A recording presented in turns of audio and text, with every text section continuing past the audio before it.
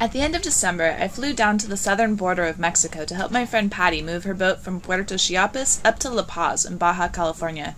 Aside from almost getting breached on by a humpback whale in the middle of the night, the trip went pretty well, only taking us 12 days to complete approximately 1,300 nautical miles.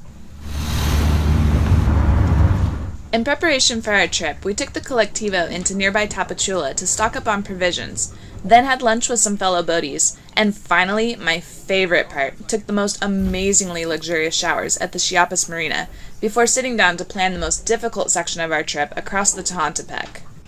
The next morning, we waited nervously while Customs and Immigration scrutinized our paperwork and inspected our boat with their drug-sniffing dog. Once we got the okay, we did a final lookover, secured the wind vane, and were on our way.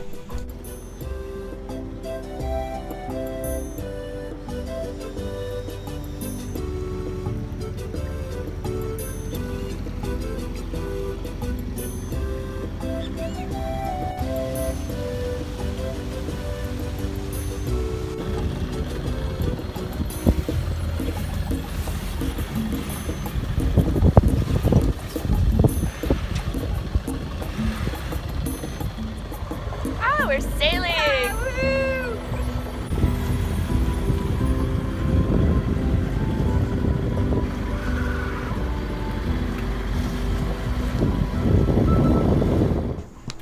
Unfortunately, it wasn't all smooth sailing. During a previous trip, Patti's fuel pump had gone out, and until she could get a new one from the States, a temporary stopgap was put in place. The only problem was that the tanks were no longer connected, so we needed a way to transfer fuel from the bigger tank to the littler one that was feeding the engine. Suffice it to say that it proved to be more difficult than we thought. After trying at least a dozen different ideas, not to mention soaking ourselves and the inside of Patti's boat in diesel, we finally found a solution that worked.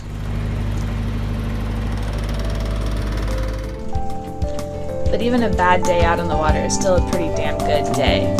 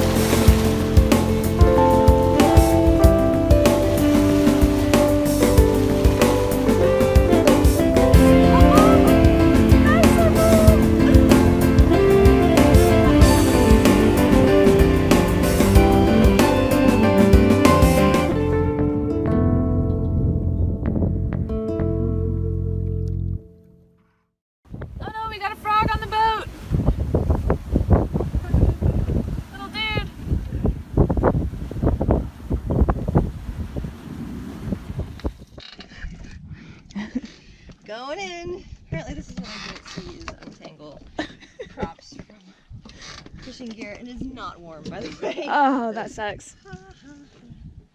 Yay, I'm out of stairs. Shit, you're gonna have to jump in.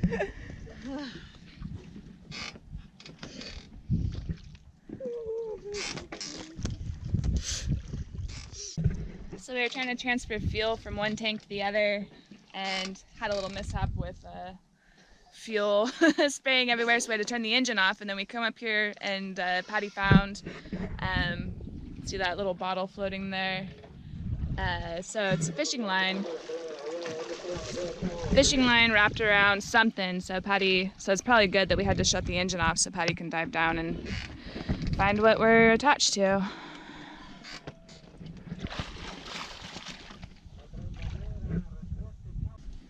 Did you find it? Awesome.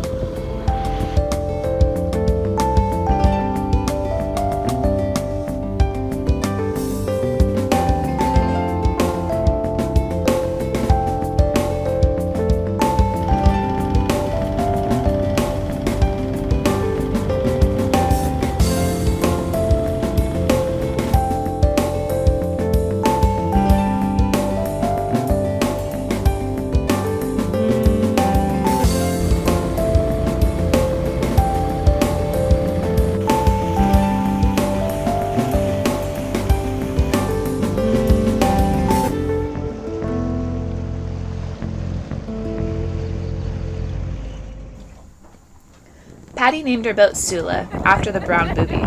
During our trip, one of these birds destroyed our anemometer, and another pooped right in Patti's lap. We decided they were just christening their namesake. This evening, we were laughing pretty hard at these guys trying to land on the bow with their big webbed feet.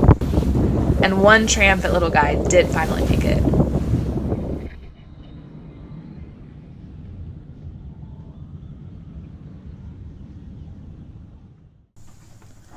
During our passage, we stopped twice, once in Acapulco and again in Barra de Navidad. Both times just long enough to fill up on water and fuel and rinse down the deck, ourselves, and our clothes before we were off on our way again.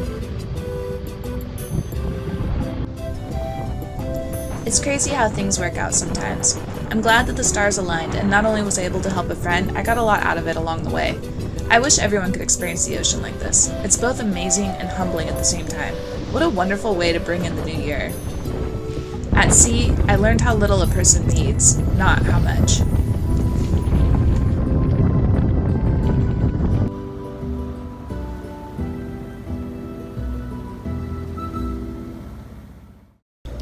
So we've only got a couple days left to go, and just trying not to let the madness set in. Done like Easter egg hunting, like looking for all the eggs.